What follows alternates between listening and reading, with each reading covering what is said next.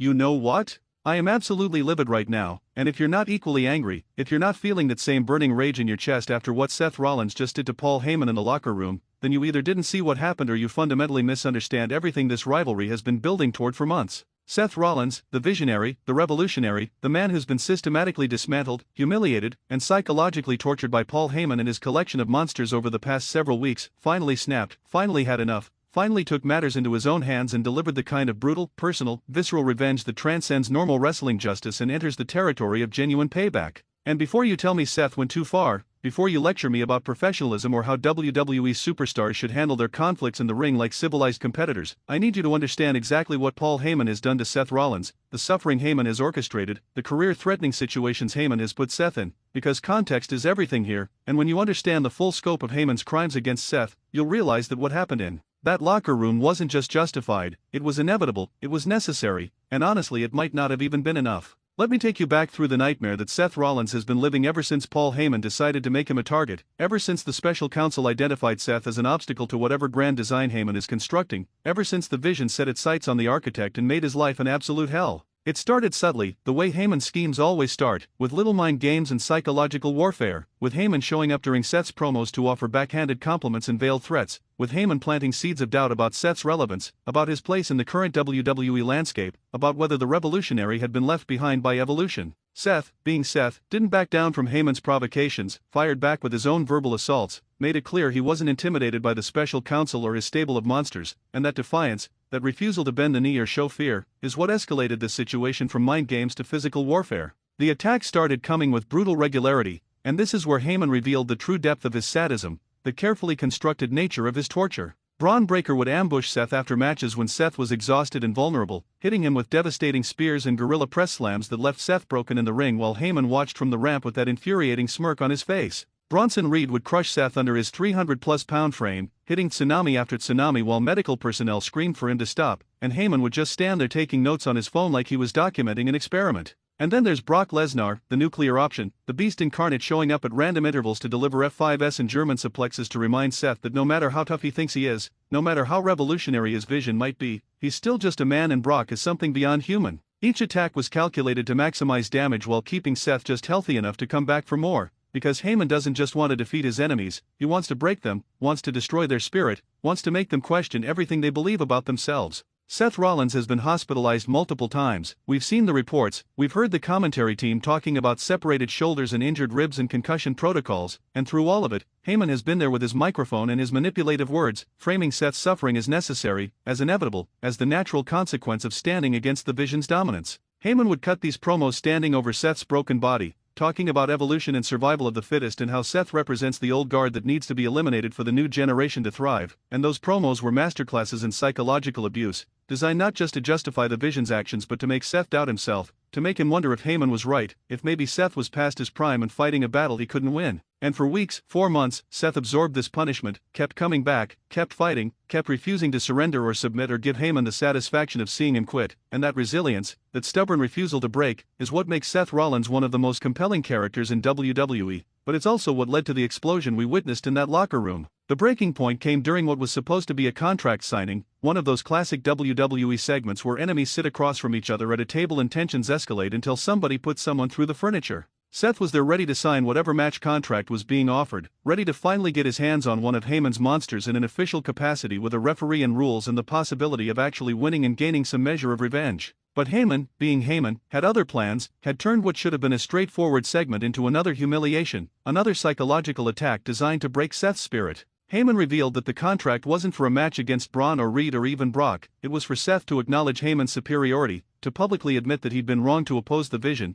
to bend the knee and beg for mercy in front of the entire WWE Universe, and the sheer audacity of that demand, the disrespect embedded in every word, was too much even for Seth's considerable patience. Seth refused, obviously, told Heyman exactly where he could shove his contract and what he could do with his demands, and that's when things got violent in the arena. The Vision emerged from everywhere, surrounding the ring, cutting off Seth's escape routes, and what followed was one of the most brutal beatdowns we've seen on WWE television in years. They destroyed Seth, absolutely demolished him, and this time there was no holding back, no calculation to keep him healthy enough to come back. This was an attempted assassination of Seth Rollins' career. Braun hit him with multiple spears, Reed crushed him with repeated tsunamis, and Brock delivered enough suplexes and F5s that Seth's body was literally limp, unconscious, completely defenseless, and through it all Paul Heyman stood at ringside conducting the symphony of violence like he was Beethoven leading an orchestra, and his face showed pure ecstasy, pure satisfaction at Seth's destruction. Medical personnel rushed the ring, stretchers were brought out, the announcers were selling this as potentially career-ending, and Heyman grabbed a microphone one last time to deliver what he clearly thought would be his final words to Seth Rollins, some pontificating speech about how this was necessary evolution, how Seth's sacrifice would pave the way for the Vision's complete dominance,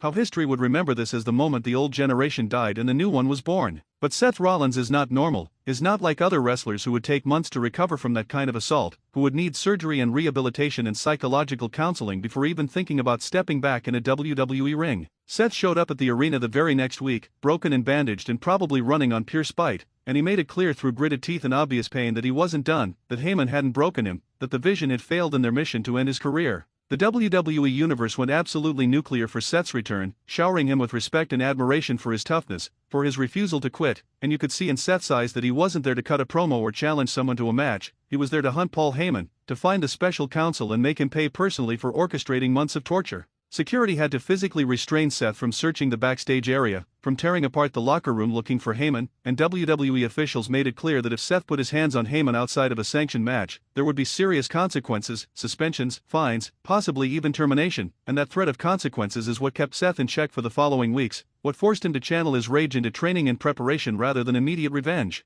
Paul Heyman, coward that he is, stayed away from Seth during this period, conducted his business and cut his promos via satellite or from undisclosed locations, made sure he was never in the same building as Seth Rollins, or if he was in the building, made sure he was surrounded by security and members of the Vision at all times. Heyman would taunt Seth from this position of safety, would mock his injuries and question his mental state, would suggest that Seth was obsessed and unhinged and that this fixation on revenge was proof that Heyman had gotten inside his head, had broken him psychologically even if the physical destruction hadn't been complete. And those taunts, delivered from safety with that trademark Heyman smugness, only made Seth angrier, only deepened his determination to make Heyman suffer, to ensure that the special counsel felt even a fraction of the pain he'd inflicted over these months. The promos Seth cut during this period were some of the most intense of his career, veins bulging in his neck, voice cracking with rage, eyes showing genuine hatred, and it was clear to anyone watching that this wasn't just a wrestler working an angle, this was a man genuinely consumed by the need for revenge. The opportunity for that revenge came when Paul Heyman made a critical mistake, when his arrogance and his belief in his own invincibility led him to lower his guard for just one moment.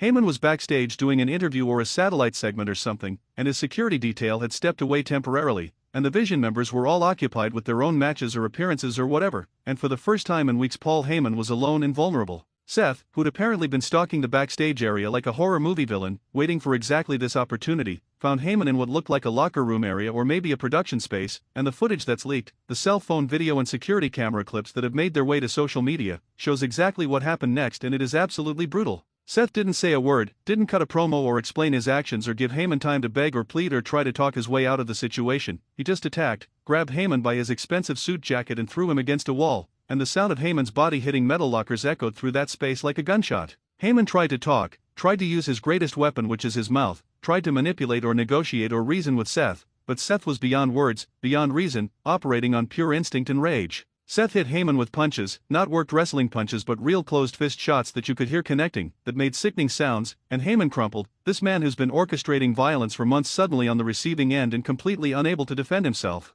Seth grabbed Heyman by his shirt and threw him into equipment cases, sent him sprawling across the floor, and Heyman was screaming, genuinely screaming for help, for security, for anyone to save him from this assault, and those screams were music to the ears of everyone who's watched Heyman torture Seth for months. But Seth wasn't done, not even close to done, because months of anger and pain and humiliation don't get satisfied with just a few punches and some property damage. Seth picked Heyman up and delivered a stomp, his finishing move, right there on the concrete floor of the locker room, and the impact was sickening, Heyman's face bouncing off the unforgiving surface, his body going limp, and you could see even through the grainy footage that Heyman was hurt, really hurt, possibly seriously injured, and Seth stood over him breathing heavily, staring down at the man who'd made his life hell, and there was this moment where you could see Seth deciding whether to continue the assault, whether to inflict more damage, whether to truly end Paul Heyman right there in that locker room. Security arrived before Seth could make that decision, a dozen personnel pulling Seth away from Heyman's unconscious or semi-conscious body, and Seth didn't resist, allowed himself to be restrained and removed from the area, because he'd done what he came to do, he'd made Paul Heyman feel pain, feel fear, feel vulnerability, and judging by the satisfied expression on Seth's face as he was led away, that was enough, at least for now. The aftermath of this assault has been absolute chaos, with WWE officials scrambling to control the narrative, medical personnel attending to Paul Heyman who reportedly suffered injuries including possible broken ribs and a concussion, and the WWE Universe completely divided on whether Seth's actions were justified revenge or criminal assault. The pro-Seth faction, and I count myself firmly in this camp, sees this as perfect poetic justice, as Heyman finally experiencing the consequences of his actions, as the orchestrator of violence finally being subjected to violence himself, and there's something deeply satisfying about watching someone who's caused so much suffering finally suffer themselves. The anti-Seth faction, the people who value rules and procedures and believe conflict should only be resolved in sanctioned matches, are horrified by Seth's actions, calling for suspensions or arrests, claiming Seth crossed a line that shouldn't be crossed no matter the provocation, arguing that this makes Seth no better than the monsters he's been fighting against. And then there's a third group that's just enjoying the chaos, appreciating that WWE has created a situation with genuine moral ambiguity, where reasonable people can disagree about who's right and wrong,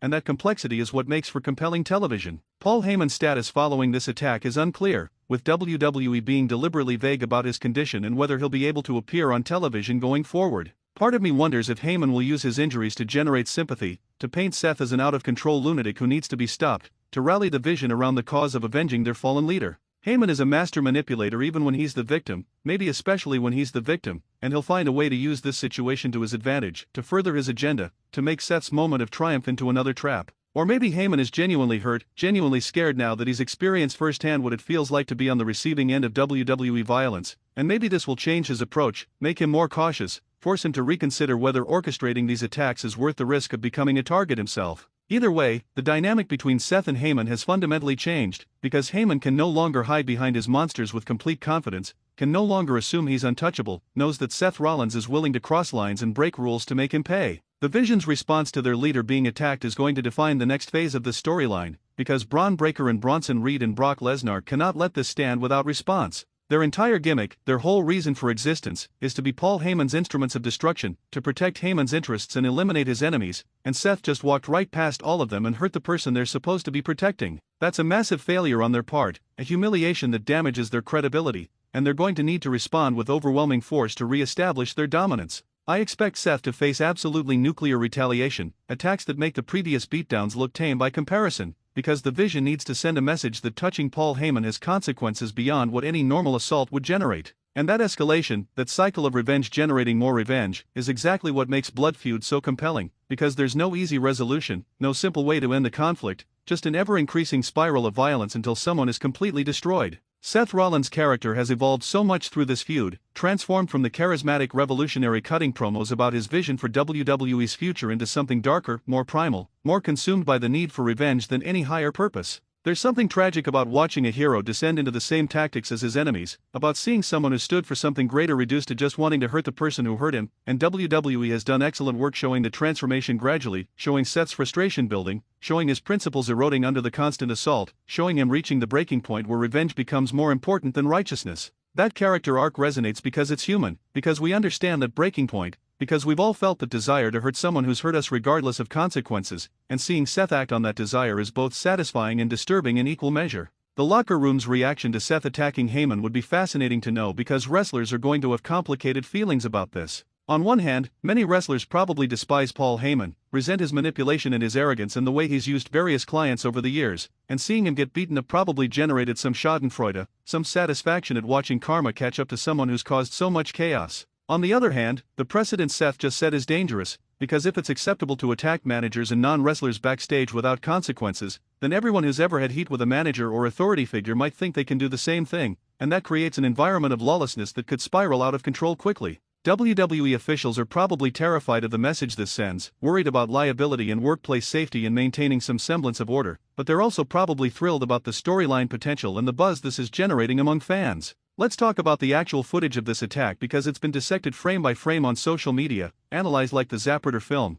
with people trying to determine how much was real versus worked, whether those punches actually connected or were pulled, whether Heyman's screams were genuine fear or brilliant selling. The ambiguity is what makes it so effective, because we're never quite sure where the performance ends and reality begins, and that uncertainty keeps us engaged, keeps us talking, keeps us watching to see what happens next. Some angles show Seth's face and he looks genuinely angry, not performing anger but experiencing it, and that authenticity makes the violence feel more real, more dangerous, more like we're watching something we shouldn't be seeing. Other angles show Heyman's reactions and he's selling fear brilliantly, eyes wide, body language showing genuine panic, and whether that's all performance or partially real, it's effective in making us believe this was a serious assault with serious consequences. The legal implications of what Seth did are worth considering because in any normal workplace, attacking a coworker would result in immediate termination and possibly criminal charges, but WWE exists in this weird space where violence is expected and encouraged in certain contexts but forbidden in others, and defining those boundaries is always complicated. Seth attacking Paul Heyman in a sanctioned match would be completely acceptable, encouraged even, but attacking him in a locker room crosses into territory that could be considered assault, and WWE has to decide whether to treat this as a storyline or as a genuine workplace violation. My guess is they'll use the ambiguity to their advantage, suspend Seth to generate sympathy and make it seem like there are real consequences, but ultimately bring him back when ratings demand it or when the storyline requires his return, because WWE is in the business of entertainment first and workplace regulations a distant second. Paul Heyman's genius as a performer is that he can generate genuine heat while still being entertaining, can make you hate him while appreciating his skill, and this assault by Seth is the payoff to months of Heyman perfecting that balance. Heyman made us hate him enough that we wanted to see him suffer, wanted Seth to get revenge, wanted violence to be inflicted on him, but he did it in a way that felt earned rather than cheap, that felt like the natural culmination of his actions rather than forced heel behavior designed to get a reaction. The best heels make you forget you're watching a show, make you genuinely want to see them get hurt, and Heyman has been doing that for decades, playing with our emotions like a virtuoso playing an instrument, and this beating he took from Seth is the crescendo, the moment where all that heat gets released in cathartic violence.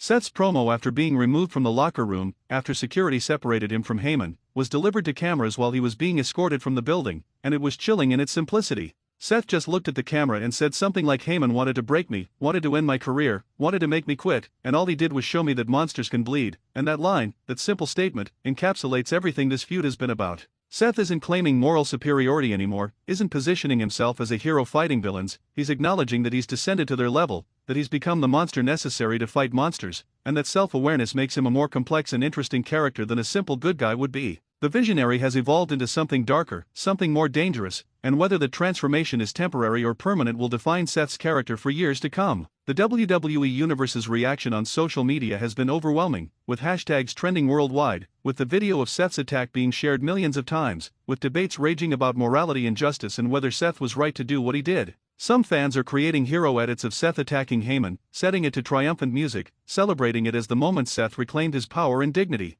Other fans are creating villain edits, setting it to ominous music, framing Seth as having lost his way and become the very thing he fought against. And both interpretations are valid, both contain truth, because WWE has created a situation complex enough that it can be viewed from multiple angles and still make sense, and that's masterful storytelling that respects the intelligence of the audience. The matches that will come from this are going to be absolute wars, because the Vision cannot let this attack go unanswered and Seth isn't going to back down now that he's crossed this line. Seth vs. Braun Breaker is inevitable, a clash between the visionary and the genetic freak, between experience and youth, between technical skill and raw power, and that match has the potential to be an instant classic if given proper time and stipulation. Seth vs. Bronson Reed would be a David vs. Goliath story, Seth having to overcome massive size and strength disadvantages through intelligence and resilience, and that underdog dynamic could generate huge crowd support for Seth. And eventually, inevitably, we're building toward Seth vs. Brock Lesnar, the ultimate test, Seth facing the Beast incarnate in a match where Seth's entire career, possibly his health, possibly his life will be on the line, and that match could headline a major pay-per-view and draw massive interest if built correctly over months. Paul Heyman's return to television, whenever it happens, is going to be must-see TV because Heyman will milk his injuries for maximum sympathy and heat, will turn his victimhood into a weapon against Seth, will use what happened to justify even more extreme retaliation from the Vision. I can already imagine Heyman appearing in a neck brace or with visible injuries, cutting a promo about how Seth Rollins is a menace who needs to be stopped, how this assault proved that Seth is out of control and dangerous to everyone in WWE, how the Vision's mission to eliminate Seth has evolved from business to personal. Heyman will paint himself as the wrong party, will conveniently forget all the attacks he orchestrated, will reframe the narrative to make Seth look like the aggressor and the Vision look like justified defenders, and some portion of the audience will buy that narrative because Heyman is that good at manipulation. The referees and officials who have to manage this situation going forward have an impossible job because how do you maintain order when one of your top stars has demonstrated willingness to assault non-competitors backstage? How do you book matches knowing that Seth might decide rules don't apply to him anymore? How do you protect Paul Heyman while still giving fans the violence they want to see? WWE officials are probably walking a tightrope, trying to satisfy audience bloodlust while maintaining enough structure that the product doesn't descend into complete chaos, and that balance is what separates good wrestling booking from garbage. The authority figure, whether it's Adam Pearce or whoever's in charge of Raw nowadays, will have to make pronouncements and threats and establish consequences, but those consequences can't be so severe that they remove Seth from television because he's too valuable, so we'll probably get some performative punishment that looks serious but ultimately doesn't prevent Seth from continuing his war with the Vision. What Seth Rollins did to Paul Heyman in that locker room is going to be remembered as a defining moment in this feud, the turning point where Seth stopped playing by anyone's rules and started operating on pure vengeance, and whether you think he was justified or whether you think he went too far, you cannot deny that it was compelling television that generated genuine emotional reactions. This is what wrestling should be: stories that make you feel something, characters whose actions have weight and consequence, feuds that build logically from provocation to retaliation to escalation to explosion. WWE has been on fire creatively lately, and this angle is proof that they understand what makes wrestling great: the combination of athletic performance and emotional storytelling, of violence and psychology, of heroes and villains existing in shades of gray rather than black and white. Seth Rollins getting revenge on Paul Heyman in that locker room was brutal, was personal, was exactly what this feud needed, and I absolutely cannot wait to see where this goes next, because we're clearly just getting started, just entering the most intense phase of this war, and someone is going to emerge from this either as the definitive victor or completely destroyed in the attempt.